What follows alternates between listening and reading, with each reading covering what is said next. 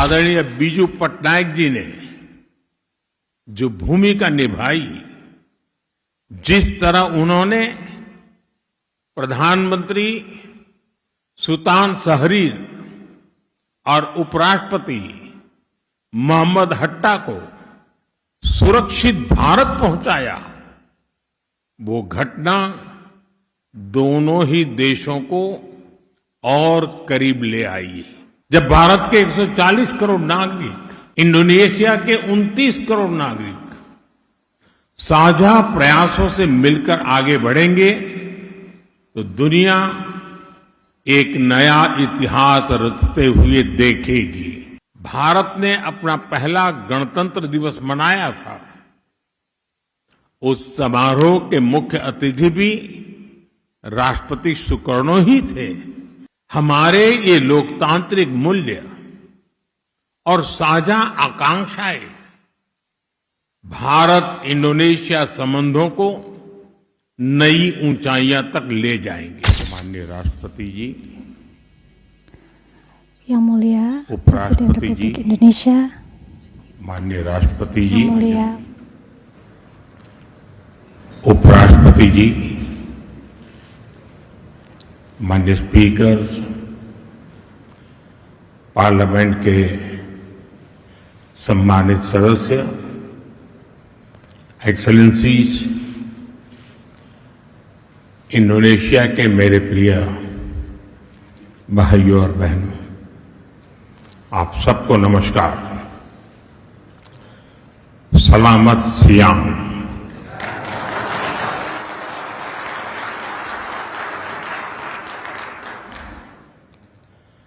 अपने सहाबत सजाती के बीच आकर मैं बहुत ही आनंदित हूं।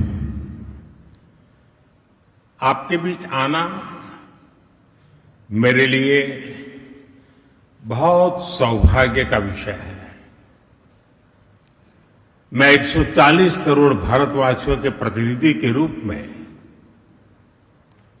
मदर ऑफ डेमोक्रेसी के एक भाग्यशाली नागरिक के रूप में आपको सभी भारतीयों की तरफ से शुभकामनाएं देता हूं। ऑनरेबल मेंबर्स, इंडोनेशिया के लोगों ने, यहां के प्यारे बच्चों ने, युवाओं और महिलाओं ने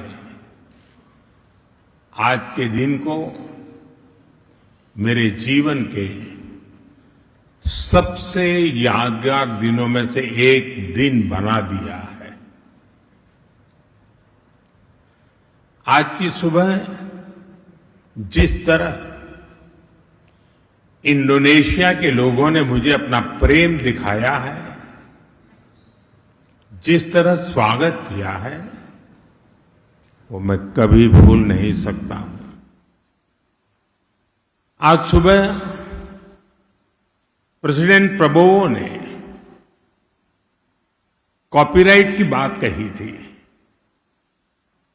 मैं उन्हें यही कहूंगा, इस प्रेम पर, इस स्नेह पर, इस दोस्ती पर, इस आदर भाव पर किसी का कॉपीराइट हो ही नहीं सकता।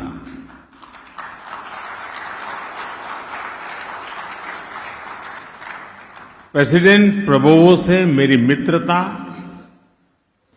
कॉपीराइट की सारी सीमाओं से परे है। साथियों, आज सुबह मुझे इंडोनेशिया का सर्वोच्च सम्मान पाने का भी सौभाग्य मिला। मैं कोटि कोटि भारतीयों के प्रति इंडोनेशिया के लोगों के स्नेह को हृदय से, नम्रता से स्वीकार करता हूं। यह सम्मान हम दोनों देशों की डेमोक्रेटिक वैल्यूज का है,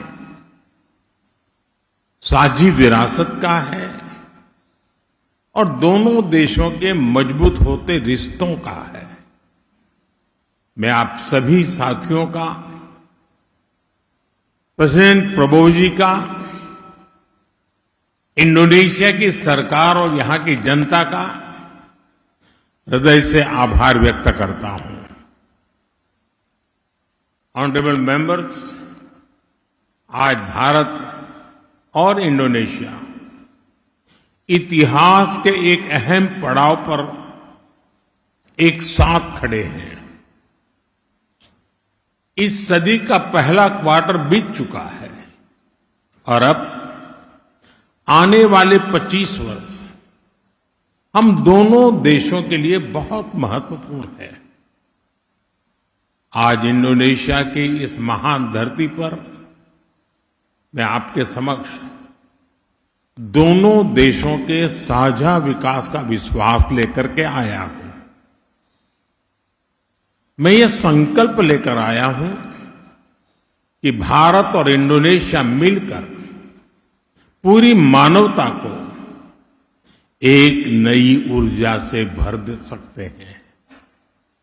जब भारत के 140 करोड़ नागरिक, इंडोनेशिया के 29 करोड़ नागरिक साझा प्रयासों से मिलकर आगे बढ़ेंगे तो दुनिया एक नया इतिहास रचते हुए देखेगी। भारत दुनिया का वो देश है जो विस्तारवाद नहीं, विकासवाद की नीति पर चलता है और इसलिए हम भारत में कहते हैं, सबका साथ सबका विकास, together with all, development for all. आज मैं यही मंत्र, यही भावना लेकर इंडोनेशिया के आप सभी सांसद सदस्यों के बीच आया हूं। ऑनरेबल मेंबर्स, हमारी राजधानियां भले ही हजारों किलोमीटर दूर हो, लेकिन समुद्र में हमारे बीच केवल 150 किलोमीटर की ही दूरी है। दूसरे देशों में समुद्र भले ही सीमाओं और दूरियों का कारण रहा हो, लेकिन भारत और इंडोनेशिया के बीच समुद्र दूरी का प्रतीक नहीं रहा। समुद्र हमारे बीच एक सेतु है। ये हमारे साझा भविष्य का केंद्र है। इंडिया, इंडोनेशिया और इंडियन ओशन, ये नाम हमारे आपसी जुड़ाव की गवाही देते हैं। हजारों वर्षों तक हमारे पोर्ट्स दुनिया को जोड़ते रहे। हमारे जहाज व्यापार और संस्कृति को दूर दूर तक लेकर गए। हमारे पास समुद्र से जुड़ी भविष्य की अनेक संभावनाएं हैं। इसलिए मैं आज समुद्र की इसी विशालता को आधार बनाकर आपसे भारत इंडोनेशिया के संबंधों को नई ऊंचाई देने का आग्रह करूंगा। ऑनरेबल मेंबर्स, इंडिया और इंडोनेशिया सिर्फ समुद्र ही शेयर नहीं करते, हमारी हिस्ट्री भी शेयर्ड है। हमारा संबंध रामायण और महाभारत की विरासत है। हमारा संबंध सदियों पहले नालंदा के ज्ञान से है। हमारा संबंध वायांग, नृत्य और संगीत से है। हम बोरोबुदुर और प्रभानम जैसी अद्भुत स्मारकों के जरिए जुड़े हैं। हम इंडोनेशिया के राष्ट्रीय प्रतीक गरुड़ा से जुड़े हैं। हम बाली यात्रा के उत्सव और उसके उल्लास से जुड़े हैं। और जब हम स्वाद की बात करते हैं तो क्रुपुक और पापड़ में कौन ज्यादा क्रंची है, ये कहना कठिन हो जाता है। लेकिन ये बात तो तय है, मसाला और बुम्बू दोनों हमारे जीवन में फ्लेवर लाते हैं।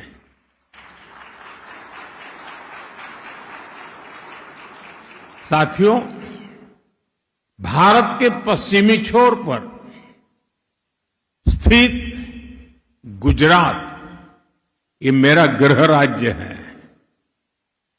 कहा जाता है कि सदियों पहले गुजरात से कुछ व्यापारी और सूफी संत समुद्र के रास्ते ही इंडोनेशिया आए थे। वे अपने साथ इस्लाम के विचार और इस्लाम के जीवन मूल्य भी लेकर यहां आए। आज भी गुजरात के पटोला वस्त्र यहां सम्मान और प्रतिष्ठा के प्रतीक है। आज भी इंडोनेशिया की बाटिक कला में उनकी छाप दिखाई देती है। और इसलिए ही राष्ट्रपति सुकर्णो ने भी कहा था, इंडोनेशिया और भारत के लोग रक्त और संस्कृति के संबंधों से जुड़े हैं। साथियों, ऐसा कितना कुछ है जो हमारे पूर्वजों ने साथ साथ जिया है। हम लोगों ने लंबे समय तक विदेशी शासन का सामना किया। हम दोनों ही राष्ट्र लगभग एक ही समय स्वतंत्र हुए। इंडोनेशिया 1945 में और भारत 1947 में। और जब स्वतंत्र राष्ट्र के तौर पर संप्रभुता की बात आई तो भारत संयुक्त राष्ट्र में इंडोनेशिया के स्वतंत्रता आंदोलन की मजबूत आवाज बना। उस दौर में आदरणीय बीजू पटनायक जी ने जो भूमिका निभाई, जिस तरह उन्होंने प्रधानमंत्री सुल्तान शहरीर और उपराष्ट्रपति मोहम्मद हट्टा को सुरक्षित भारत पहुंचाया, वो घटना दोनों ही देशों को और करीब ले आई। ऑनरेबल मेंबर्स, एक और बात जो हमें एक दूसरे के करीब लाती है वो है हमारा मजबूत लोकतंत्र और लोकतंत्र में विविधता। भारत दुनिया का सबसे बड़ा लोकतंत्र है, मदर ऑफ डेमोक्रेसी है। और इंडोनेशिया दुनिया की तीसरी सबसे बड़ी डेमोक्रेसी है। भारत में सैकड़ों भाषाएं और अनेक परंपराएं हैं, तो इंडोनेशिया में भी सैकड़ों भाषाएं और अनेक परंपराएं हैं। भारत में वसुधैव कुटुंबकम का मंत्र है, तो इंडोनेशिया में भिन्नेका तुंगल इक्का का विचार है। हम दोनों ने अपने लोकतंत्र में इस विविधता को ही अपनी एकता की नींव बना लिया है। ऑनरेबल मेंबर्स, 1950 में जब भारत ने अपना पहला गणतंत्र दिवस मनाया था, उस समारोह के मुख्य अतिथि भी राष्ट्रपति सुकर्णो ही थे, और जिसका उल्लेख अभी आदरणीय स्पीकर महोदय ने किया। और उस दौर में बांडुंग सम्मेलन में राष्ट्रपति सुकर्णो और प्रधानमंत्री नेहरू ने दुनिया को यह स्पष्ट संदेश दिया कि स्वतंत्र देशों को अपने निर्णय स्वयं लेने का अधिकार है। ऑनरेबल मेंबर्स, लोकतंत्र की ताकत क्या होती है, इंडोनेशिया ने ये रिफॉर्मेसी के जरिए दुनिया को दिखाया है। पिछले 2 दशकों में इंडोनेशिया की अर्थव्यवस्था तेजी से आगे बढ़ी है और करोड़ों लोग गरीबी से बाहर आए हैं। भारत का लोकतांत्रिक अनुभव भी यही कहता है। आज भारत दुनिया की सबसे तेजी से बढ़ती अर्थव्यवस्था है और हमारे यहां भी पिछले 1 दशक में 25 करोड़ से ज्यादा भारतीय गरीबी से बाहर आए हैं। और इसलिए मित्रों, जब भारत और इंडोनेशिया साथ खड़े होते हैं तो दुनिया का ये विश्वास मजबूत होता है कि लोकतंत्र अवसर देता है, लोकतंत्र विश्वास देता है और लोकतंत्र भविष्य बनाता है। और मुझे अटूट विश्वास है हमारे ये लोकतांत्रिक मूल्य और साझा आकांक्षाएं भारत इंडोनेशिया संबंधों को नई ऊंचाइयां तक ले जाएंगे। ऑनरेबल मेंबर्स, एक साथ आजाद देशों के तौर पर हमने जो सफर शुरू किया था, अब उस आजादी के 100 वर्ष भी हम एक साथ पूरे करने जा रहे हैं। यहां इंडोनेशिया में आप एमास 2045 के महत्वाकांक्षी विजन पर चल रहे हैं और भारत में हम विकसित भारत 2047 का संकल्प लेकर आगे बढ़ रहे हैं। अपने इन लक्ष्यों को हासिल करने में हम एक दूसरे के पूरक बन सकते हैं। हम दुनिया की सबसे यूथफुल सोसाइटीज हैं। हम दुनिया की सबसे तेजी से आगे बढ़ रही बड़ी अर्थव्यवस्थाओं में हैं। हम दोनों मेजर मैरीटाइम पावर्स हैं। हम ग्लोबल साउथ की मजबूत आवाज है। हम प्राचीन सभ्यताएं भी हैं और भविष्य के लिए नेचुरल पार्टनर्स भी हैं। इस यात्रा में हम एक दूसरे के पार्टनर्स भी बने और स्ट्रेंथ भी बने। इसी विजन लेकर को आज राष्ट्रपति प्रभुओं से मेरी विस्तृत चर्चा भी हुई है। हमारे उद्देश्य बहुत स्पष्ट है। भारत और इंडोनेशिया के बीच जो सद्भाव और विश्वास है, हमें उसे अपने नागरिकों के लिए नए अवसरों में बदलना है।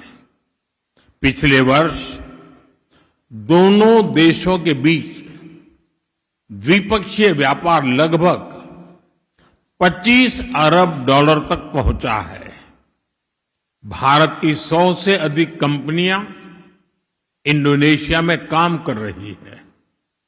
निश्चित तौर पर हम साथ मिलकर तेजी से आगे बढ़ रहे हैं, लेकिन आगे अभी और भी असीमित संभावनाएं हमारा इंतजार कर रही है।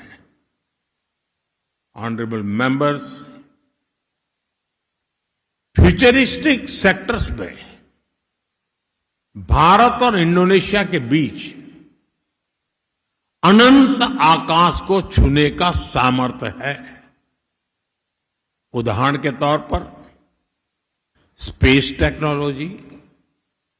आज पूरी दुनिया स्पेस में भारत की क्षमता का लोहा मान रही है और भारत इसमें इंडोनेशिया को अपना नेचुरल पार्टनर मानता है।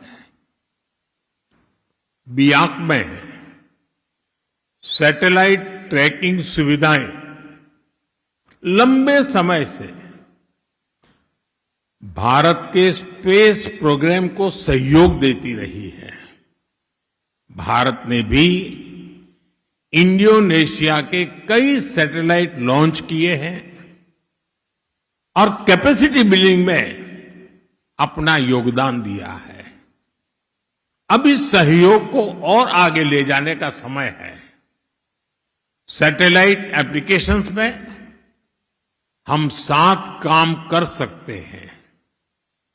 भारत इंडोनेशिया में सैटेलाइट लॉन्च सुविधा विकसित करने में भी सहयोग देने के लिए तत्पर है।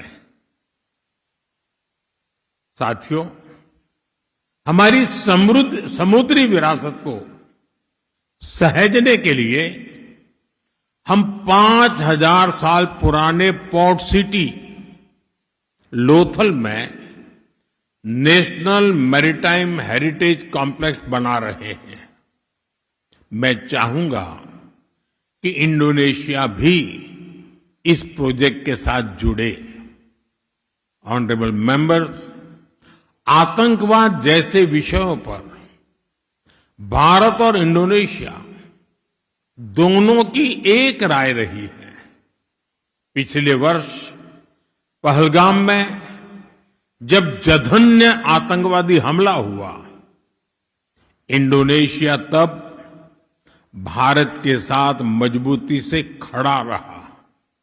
मैं इसके लिए राष्ट्रपति प्रभुओं और आप सभी का आभार व्यक्त करता हूं। हमारे दोनों देश काउंटर टेररिज्म पर जॉइंट वर्किंग ग्रुप के माध्यम से साथ काम कर रहे हैं। इंटेलिजेंस, साइबर थ्रेट्स, आतंकी फंडिंग और डी रेडिकलाइजेशन, इन क्षेत्रों में हम और सहयोग बढ़ाकर दुनिया में शांतिवादी ताकतों को मजबूती दे सकते हैं। ऑनरेबल मेंबर्स, आज ग्लोबल ऑर्डर तेजी से बदल रहा है और ऐसे में हम जैसे विकासशील देश समान भागीदारी और अपनी बड़ी भूमिका मांग रहे हैं। इस वैश्विक परिदृश्य में भारत का स्पष्ट मानना है, यूएन सिक्योरिटी काउंसिल में रिफॉर्म को और टाला नहीं जा सकता।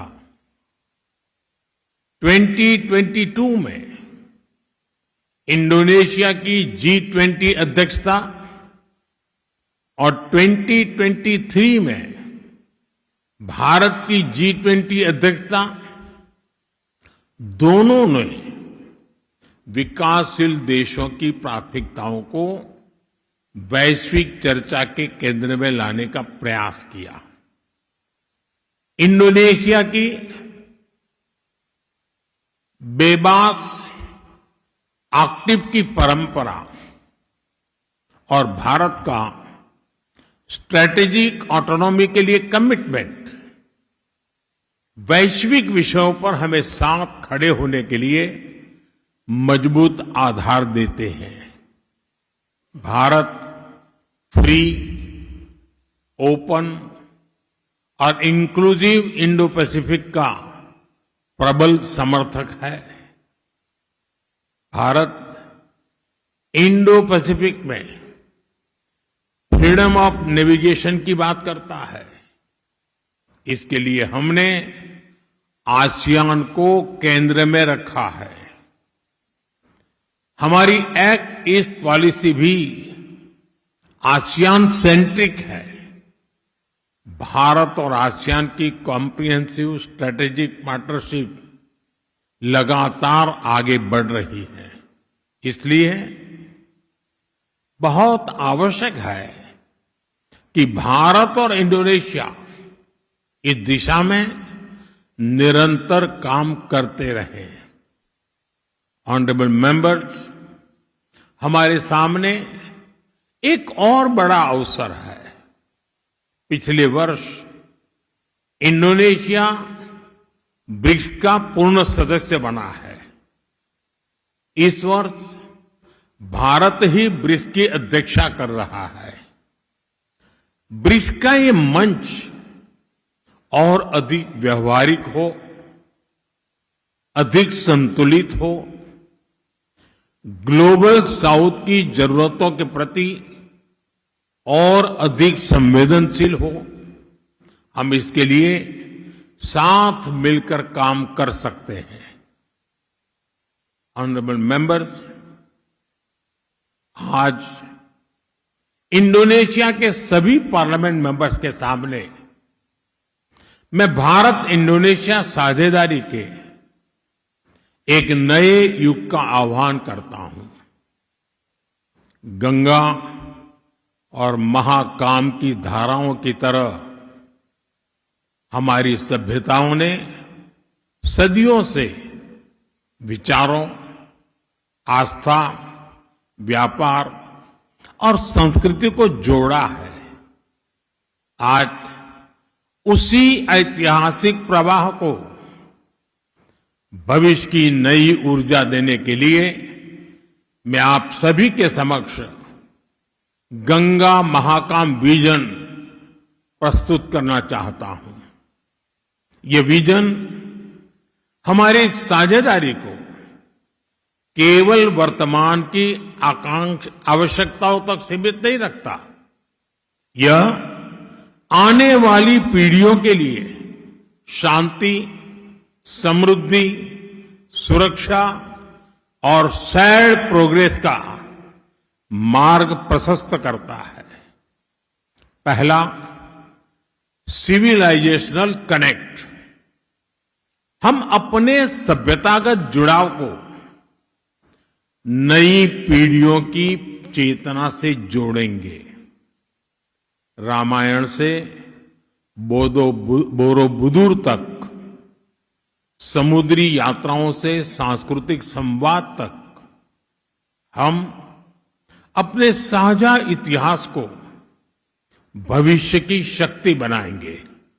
इसके लिए हमें भारत इंडोनेशिया सिविलाइजेशनल डायलॉग शुरू करना चाहिए। दूसरा, शेयर्ड डेवलपमेंट। विकसित राष्ट्र बनने की अपनी अपनी यात्राओं में भारत और इंडोनेशिया अटल साझेदार रहेंगे। इंडोनेशिया का एमास विजन और भारत का विकसित भारत संकल्प एक दूसरे को गति देंगे, एक दूसरे को शक्ति देंगे और हमारे लोगों के लिए नई अपॉर्चुनिटीज का निर्माण करेंगे। तीसरा, सिक्योरिटी एंड स्ट्रेटेजिक ट्रस्ट। हम डिफेंस और सिक्योरिटी कोऑपरेशन को नई ऊंचाई देंगे। हम अपनी नेशनल कैपेसिटीज को मजबूत करेंगे। आतंकवाद, साइबर थ्रेट्स, समुद्री चुनौतियां और इमर्जिंग सिक्योरिटी रिस्क, इसका हमारा में हम मिलकर सामना करेंगे। भारत और इंडोनेशिया का स्ट्रेटेजिक ट्रस्ट इंडो पैसिफिक में स्टेबिलिटी का मजबूत आधार बनेगा। चौथा, मैरीटाइम प्रॉस्पेरिटी। दो महान समुद्री राष्ट्रों के रूप में हम अपनी शेयर्ड मैरीटाइम ज्योग्राफी को शेयर्ड प्रॉस्पेरिटी में बदलेंगे। साबांग से ग्रेट निकोबार तक, मलक्का गेटवे से इंडो पैसिफिक तक हम connectivity, logistics, blue economy, maritime security और ट्रेड रेजिलियंस में नए अवसर पैदा करेंगे। पांचवा, voice of the global south. हम ग्लोबल साउथ की आकांक्षाओं को और मजबूत आवाज देंगे। हम ऐसे वर्ल्ड ऑर्डर के लिए काम करेंगे जहां डेवलपमेंट इंक्लूसिव हो, टेक्नोलॉजी एक्सेसिबल हो और ग्लोबल गवर्नेंस अधिक न्यायपूर्ण और रिप्रेजेंटेटिव हो। साथियों, भारत और इंडोनेशिया मिलकर मानवता के 5वें हिस्से का प्रतिनिधित्व करते हैं।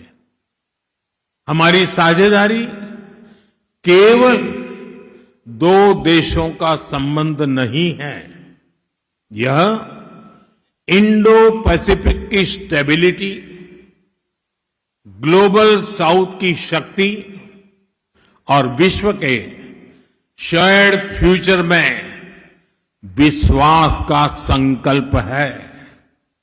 आइए अपनी ऐतिहासिक मित्रता को नए दौर में ले जाएं।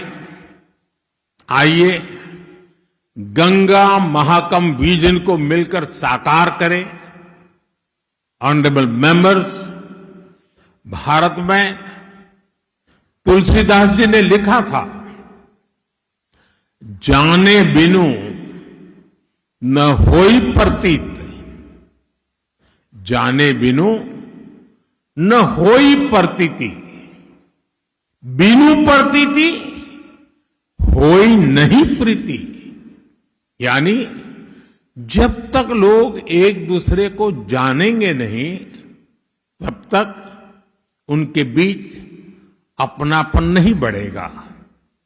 मुझे बताया गया है कि इंडोनेशिया में एक कहावत है और इसका अर्थ भी यही है, ताक केनाल माका ताक सायांग।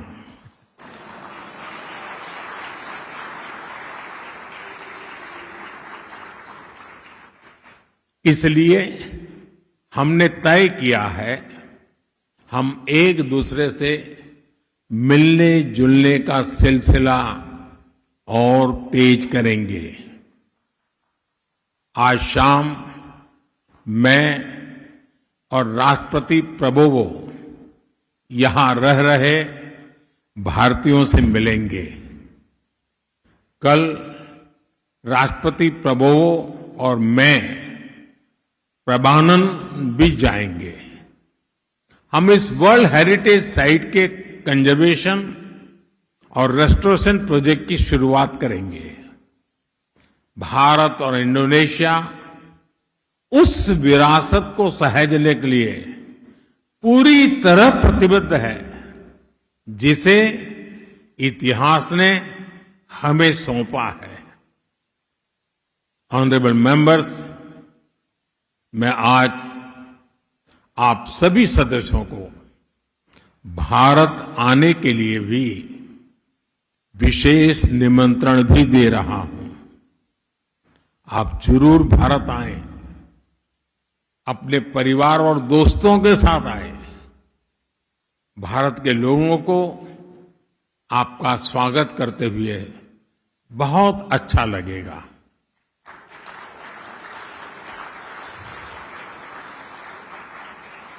मुझे विश्वास है हम मित्रा सेलामान्या पार्टनर फॉर एवर बनकर काम करेंगे। हम मिलकर भारत और इंडोनेशिया के लोगों के लिए साझा समृद्धि का भविष्य बनाएंगे। इन्हीं शब्दों के साथ मैं अपनी बात समाप्त करता हूं। दीर्घायु इंडोनेशिया। भारत माता की जय। धन्यवाद।